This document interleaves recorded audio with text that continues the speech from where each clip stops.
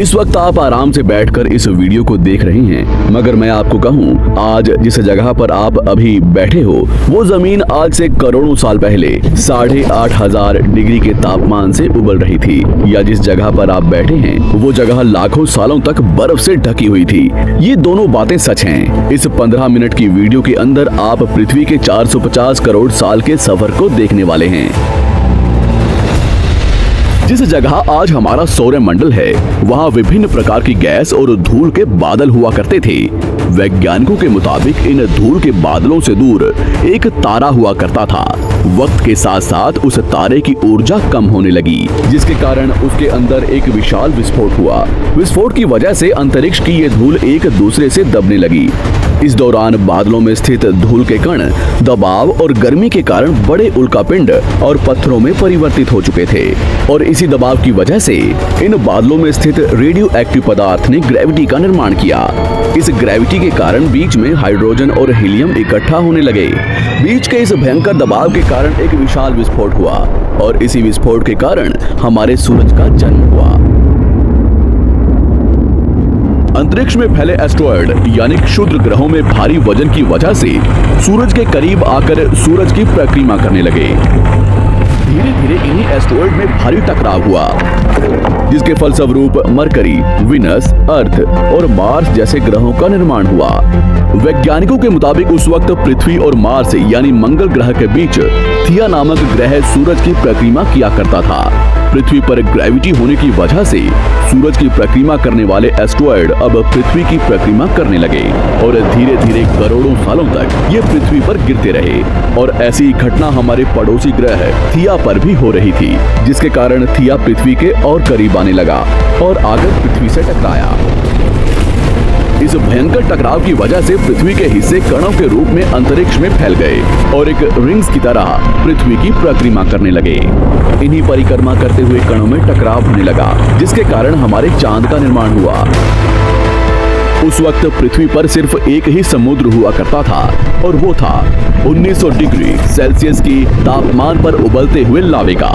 उबल रही थी वो सारी चीजें जिसे आज आप अलग अलग नाम से जानते हैं। वक्त के साथ साथ पृथ्वी धीरे धीरे ठंडी हो रही थी, जिसके कारण पृथ्वी के भारी तत्व जैसे धातु और रेडियो एक्टिव पदार्थ पृथ्वी के केंद्र में जाकर इकट्ठा हो गए, और हल्के पदार्थ पृथ्वी की सतह पर आ गए। लाखों सालों तक पृथ्वी पर उल्कापिंडों की बरसात हुई, और इन गिरते हुए उल्कापिंडों में जमा था नमक, मिनरल्स और पानी। करोड़ों सालों तक इन उल्कापिंडों की बरसात होती रही, और धीरे धीरे पृथ्वी की ऊपरी सतह पानी से ढकने लगी। वैज्ञानिकों के मुताबिक यही वो वक्त था जब दूर गहरे पानी के अंदर निकलते ज्वालामुखियों से पहली बार सूक्ष्म जीवों का निर्माण हुआ। लाखों सालों बाद एक वक्त ऐसा आया जब पृथ्वी की पूरी सतह पानी से ढक चुकी थी। हमारी पृथ्वी के सबसे अंदर का कोर रेडियो एक्टिव पदार्थ से बने होने की वजह से हरदम गर्म होता रहता है, लेकिन जब भी पृथ्वी की ऊपरी जमीन ठंडी हो जाती है, तब पृथ्वी के अंदर की गर्मी बाहर नहीं निकल पाती, जिसके कारण ज्वालामुखियों का निर्माण होता है। और उस वक्त कुछ ऐसा ही हुआ। पानी से ढकी हुई पृथ्वी पर हजारों की तादाद में ज्वालामुखी निकलने लगे, और आने वाले लाखों सालों तक इन ज्वालामुखियों का निकलना जारी रहा, जिससे पानी के ऊपर जमीन का निर्माण हो रहा था। इस वक्त भी पृथ्वी पर वातावरण ना होने की वजह से अंतरिक्ष से उल्कापिंडों की बरसात हो रही थी। आज से लगभग 300 करोड़ साल पहले पृथ्वी पर ऐसा वक्त आया जब पृथ्वी का वातावरण लगभग स्थिर होने लगा था। ज्वालामुखी निकलने धीरे हो गए थे, और पृथ्वी का एक दिन 12 घंटे का हुआ करता था। साल बीतते गए, और धीरे धीरे ये सूक्ष्म जीव विकसित होते गए और समूह में रहने लगे। आज से लगभग 250 करोड़ साल पहले पहली बार पृथ्वी पर ऐसे जीवों का निर्माण हुआ जो जीने के लिए ये पानी के अंदर के मिनरल्स यानी खनिज पदार्थ और धूप का इस्तेमाल करते थे, और मल त्याग के रूप में ऑक्सीजन बाहर निकालते थे। इस वक्त तक पृथ्वी पर ज्यादातर ज्वालामुखी निकलने बंद हो चुके थे, और इन माइक्रोबैक्टीरिया की वजह से वातावरण में ऑक्सीजन की मात्रा बढ़ रही थी। वातावरण में ऑक्सीजन बढ़ने की वजह से पृथ्वी का वायुमंडल बनना शुरू हुआ और आने वाले हजारों सालों तक वातावरण में ऑक्सीजन की मात्रा बढ़ती रही, जिसकी वजह से पृथ्वी के ज्यादातर हिस्सों में ये सूक्ष्म जीव फैल गए। हजारों सालों बाद एक वक्त ऐसा आया जब पृथ्वी में ज्यादा ऑक्सीजन बढ़ने के कारण ये सूक्ष्म जीव मरने शुरू हो गए। उस वक्त तक पृथ्वी का वातावरण ठंडा होने के साथ साथ ऑक्सीजन से भी भर चुका था, जिसके कारण जमीन और वातावरण में स्थित आयरन यानी लोहे के मिनरल्स पानी में स्थित ऑक्सीजन से रिएक्ट होने लगे और एक वक्त ऐसा आया जब पृथ्वी की जमीन आज के मार्स के जैसे लाल हो चुकी थी। वक्त बीतने के साथ साथ धरती की टेक्टोनिक प्लेट्स में दरार होने लगी, जिसके कारण पृथ्वी के अंदर का लावा जमीन की तरह कई लाखों सालों तक खुला उबलता रहा और यही वो कारण था जिसके कारण पृथ्वी के वातावरण में कार्बन डाइऑक्साइड की मात्रा बहुत बढ़ गई और पृथ्वी पर एसिड की वर्षा शुरू हो गई। एसिड रेन की वजह से पृथ्वी का तापमान घटने लगा और तापमान इतना घटा कि पृथ्वी के ऊपर स्थित पानी बर्फ में परिवर्तित होने लगा। पृथ्वी पर पहली बार भयंकर आइस एज आया। इस वक्त पूरी पृथ्वी सफेद बर्फ से ढक चुकी थी। आमतौर पर जब धरती पर सूरज की किरणें गिरती हैं, तब जमीन उन किरणों को सोख लेती है, मगर क्योंकि पूरी पृथ्वी बर्फ से ढक चुकी थी और क्योंकि बर्फ सफेद और चमकीली होती है, जिसके कारण सूरज की किरणें धरती पर गिरने के बाद वापस चली जाती थी। इसी कारण से पृथ्वी कई लाखों सालों तक बर्फ से ढकी रही, मगर फिर से पृथ्वी के अंदर स्थित गर्मी ज्वालामुखी के रूप में निकलना शुरू हो गई और इन ज्वालामुखियों से निकलने वाली गर्मी ने बर्फ को पिघलाना शुरू कर दिया। इसी बीच पृथ्वी की गहराई में बचे कुछ सूक्ष्म जीव धीरे धीरे बदल रहे थे और अब वो ऑक्सीजन को अपने शरीर को बड़ा और जटिल बनाने के लिए इस्तेमाल करने लगे थे। इस बीच पानी में अलग से भी छोटे समुद्री पौधे निकलने शुरू हो चुके थे।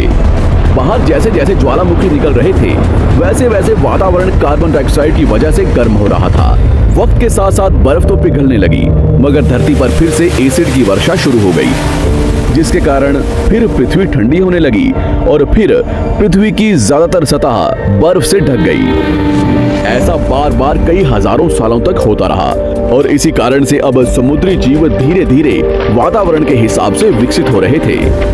इस बीच कई सारे जीव और समुद्री जंगल्स विलुप्त हो गए, मगर जो बच गए वो धीरे धीरे पृथ्वी के बदलते तापमान के हिसाब से ढलते गए और अब हजारों सालों बाद समुद्री पेड़ बर्फ की वजह से पूरी तरह से मरते या सूखते नहीं थे। अब सूक्ष्म जीव समुद्री जीव बन चुके थे। जब फिर से ज्वालामुखियों ने पृथ्वी की बर्फ को पिघलाना शुरू किया, तब ये समुद्री पेड़ जल्दी विकसित होकर फैल गए। धीरे धीरे वातावरण में ऑक्सीजन की मात्रा बढ़ने लगी और पृथ्वी पर होने वाली एसिड की वर्षा कम होने लगी। वातावरण में ऑक्सीजन आने की वजह से पृथ्वी की ओजोन लेयर्स मोटी होने लगी और आज से लगभग 47 करोड़ साल पहले पृथ्वी की ऊपरी सतह पर पहली बार मोसोस नामक प्लांट उगना शुरू हुआ। वक्त के साथ साथ जमीन पर अलग अलग प्रकार के पौधे और पेड़ उगना शुरू हुए। एक वक्त ऐसा आया जब जमीन के पेड़ों की लंबाई लगभग 80 से 100 फीट जितनी या आज के 5 से 6 मंजिला बिल्डिंग जितनी ऊंची हो चुकी थी। ये वो वक्त था जब समुद्री जानवर समुद्र से बाहर निकल रहे थे और जमीनी जानवरों में परिवर्तित हो रहे थे। धरती की ज्यादातर जमीन एक जगह इकट्ठी हो चुकी थी, जिसे आज हम पैंजिया महाद्वीप के नाम से जानते हैं। पृथ्वी का वातावरण और तापमान लगभग स्थिर हो चुका था और अब करीब 21 से 23 घंटे का दिन हुआ करता था। अब समुद्री जीव पानी से बाहर रहने लगे थे और वातावरण के हिसाब से उनके शरीर का रंग रूप बदल रहा था। धीरे धीरे ये जमीनी जानवर डायनासोर्स में परिवर्तित हो गए। जिन डायनासोर्स ने पेड़ पौधे खाने शुरू कर दिए, उनका शरीर लंबा और विशाल रूप से विकसित होने लगा। कुछ डायनासोर्स शिकार किया करते थे, जिसके कारण वे छोटे और तेज होते चले गए।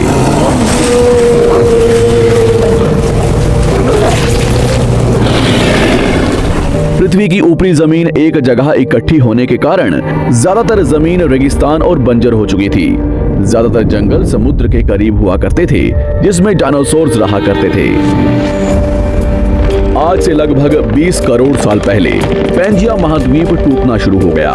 पैंजिया के विभाजित होने की वजह से पृथ्वी की ज्यादातर ऊपरी जमीन पानी के संपर्क में आने लगी, जिसके फलस्वरूप पृथ्वी पर हरियाली बढ़ती गई, जिस वजह से डायनासोर्स और ज्यादा विभिन्न और विशाल होते चले गए।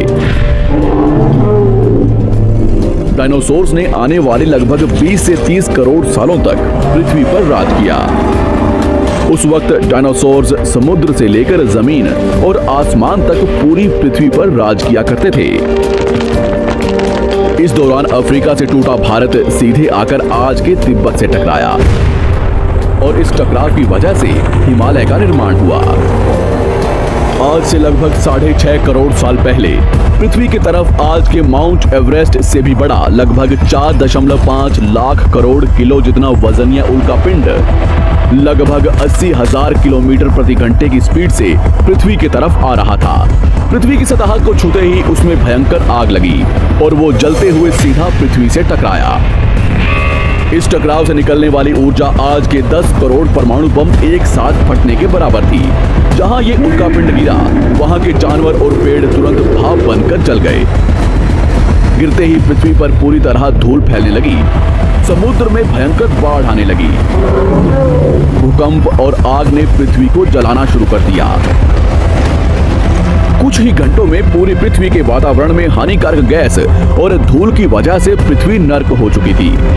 डायनासोर्स, घुटन, आग और भूखमरी से पूरी तरह विलुप्त हो गए।